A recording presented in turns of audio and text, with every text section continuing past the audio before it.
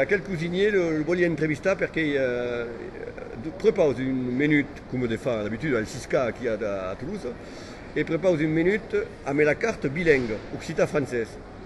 Alors comme c'est le premier restaurant qui le fait sur le Sisca, c'est l'organisation qui le fait, mais qu'est-ce que vous en pensez?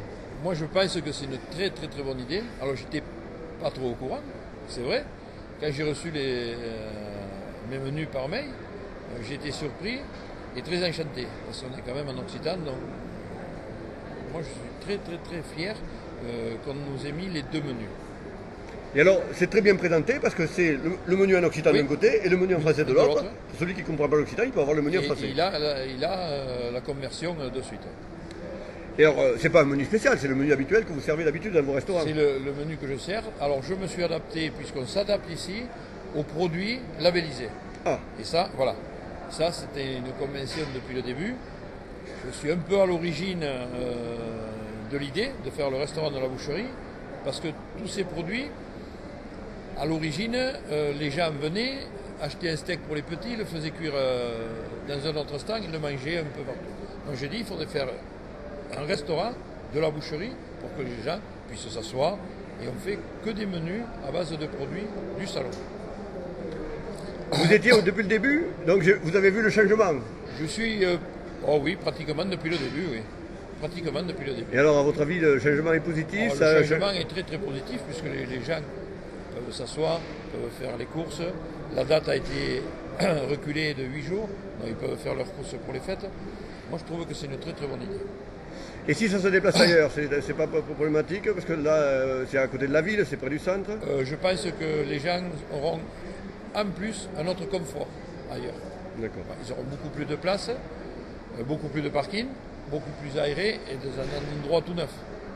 Donc je pense que non, le problème de dépasser le salon, il n'y aura aucune incidence. Au contraire, ça peut nous amener un plus.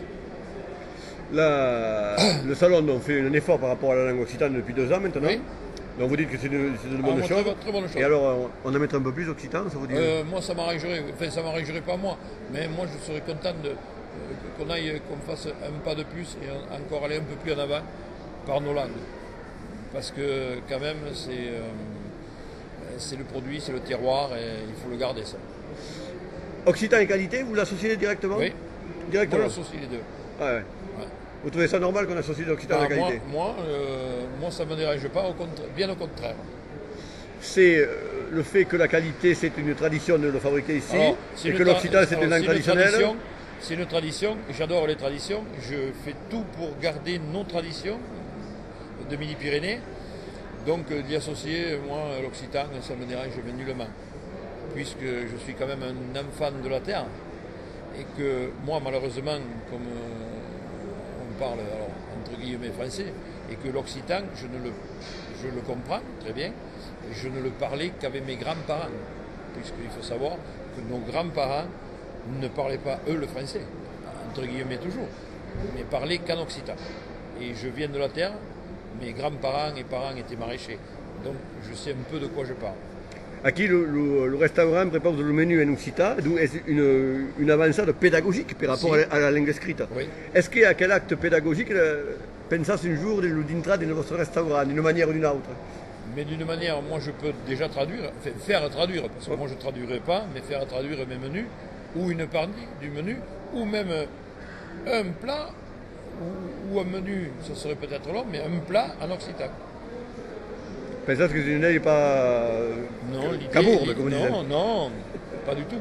Moi l'idée est excellente. Non, pas vous dire la question, parce qu'il y a des mondes qui pensent que l'occitan appartient au monde qui sont nascuts dans le pays qui occitan et que c'est limité à un accord.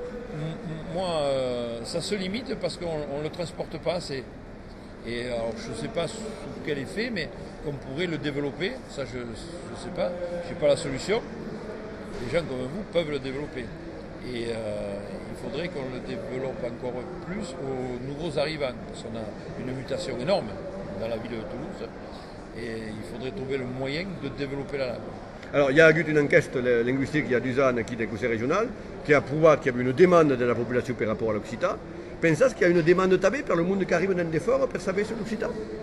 Mais moi, quand je vais ailleurs, j'adore voir ce qui se passe. Donc il y a bien des gens qui arrivent sur Toulouse qui doivent rechercher sur la langue, parce qu'ils viennent de Paris, ils viennent d'Alsace, ils viennent un peu de partout. Et ils ont une culture linguistique. Donc, à mon avis, ils devraient être curieux de savoir notre langue, mais ils ne trouvent pas à qui s'adresser peut-être aussi pour qu'on leur apprenne, qu'on leur propose des mots ou on leur explique des mots. Alors, la cuisine occitane, souvent on l'associe rapidement à une cuisine française, mais évidemment qu'elle fait partie de France, nous sommes sûrs. Mais est-ce qu'on peut trouver une caractéristique de la cuisine occitane, à part de la limita à la cuisine à la graisse d'auco, à l'huile d'olive? Est-ce qu'il y a d'autres caractéristiques? Olive non, mais c'est vrai que le canard, les haricots, les pot-au-feu, les potages, les garbures, tout ça, ça fait partie de la culture. Moi j'ai défendu le cassoulet bec et ongle, et j'ai défendu la saucisse de Toulouse, puisque j'ai ma marque propre à moi et à mes charcutiers, puisque je suis président des charcutiers de Midi-Pyrénées. Et ça je le défends et je le défendrai toujours. Quand un jour on m'a proposé, en gros sur un journal local, un cassoulet déstructuré, moi j'ai fait des bons d'un mètre de haut. J'étais plus jeune et ça me révolte. Moi, quand je vois une mousseline de saucisse, je ne supporte pas. Voilà. Et ça m'est arrivé. Donc la cuisine est occitane, qui à Toulouse, est indissociable. Non, voilà, c'est indissociable. Et à cause, est-ce que c'est un modèle occitan particulier ou est-ce un modèle à la catalane ou à la basque ou à la ragonaise? Non, je pense que chaque région a ses spécificités. Et quand je vois, moi, tous mes collègues, puisque j'ai la chance de me promener dans toute la France, défendre les valeurs, soit en Alsace, que ce soit, je sais pas, en Bretagne, au Pays Basque, avec les piments d'Espelette et tout ça. Mais ils ont raison. C'est un peu spécifique à toutes les régions. Et on doit le garder. Et il faut qu'on le garde. Bon, Beracaba, Moustache est un cuisinier occitan, donc. Je suis un cuisinier occitan. Bon, je défends les produits d'Occitan et de la région Midi-Pyrénées.